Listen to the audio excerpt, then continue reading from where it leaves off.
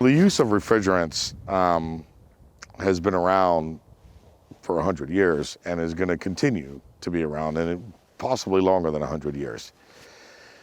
You know, R22 was the refrigerant that was used when I started in this industry back in the late 80s. Then we went to a new refrigerant, which is R410A. And the focus behind R410A was to deal with the hole in the ozone layer. Now we're coming out with new refrigerants, which are really designed to help deal with our global warming potential.